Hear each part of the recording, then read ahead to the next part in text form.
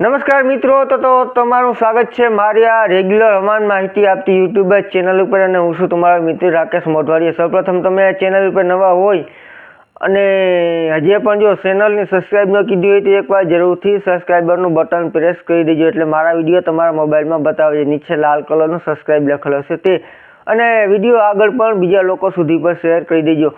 તો હવે આપણે આવનારા વરસાદના રાઉન્ડની ખાસ વાત કરીએ તો અત્યારે આપણે જે રીતે વાતાવરણ જોવા મળે કે ઘાંઘાં ઝાપટા પડે અને ઘાંઘાં હળવો વરસાદ પણ પડી જાય તો આવી જ રીતે આપણે આવતા 3-4 દિવસ સુધી હજુ પણ જોવા મળશે।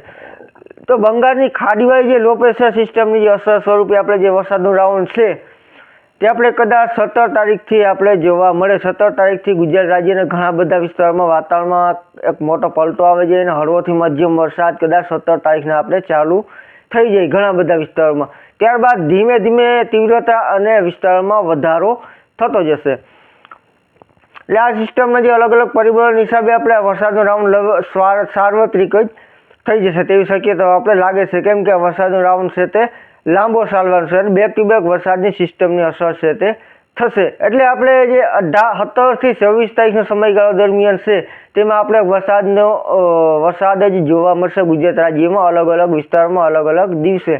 તો આ વરસાદનો રાઉન્ડ છે તે થોડોક લાંબો છે એટલે મોટાભાગના વિસ્તારો આવી જશે। લગભગ જે વિસ્તારમાં પાણીની ઘટ છે તેમાં પણ આ વરસાદનો રાઉન્ડ ઘટ પૂરી કરી દેશે, કેમ કે બેક ટુ બેક સિસ્ટમની અસરથી આપણે ઘણા વિસ્તારમાં અતિ ભારે વરસાદ પણ જોવા મળવાનો છે।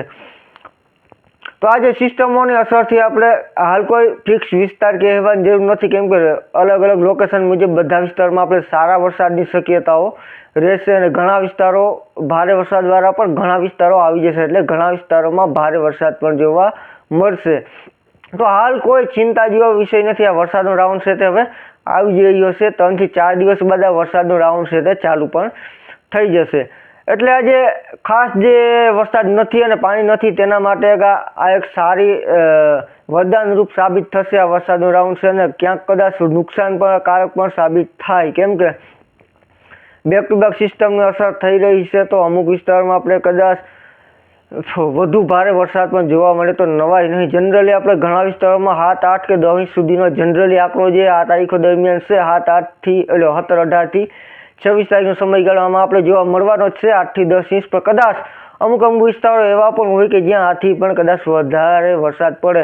જોકે એક દિવસની વાત નથી કરતો, જનરલી વરસાદની વાત કરું છું જે આ સમયગાળા દરમિયાન જે સિસ્ટમોની અસર રહેવાની છે તે આખા સમયગાળા દરમિયાન 8થી 10 ઇંચ સુધીના આંકડા તો ઘણા વિસ્તારોમાં આવશે જ, પણ અમુક વિસ્તારો એવા હોય કે ત્યાં એથી પણ કદાચ વધી પણ શકે છે।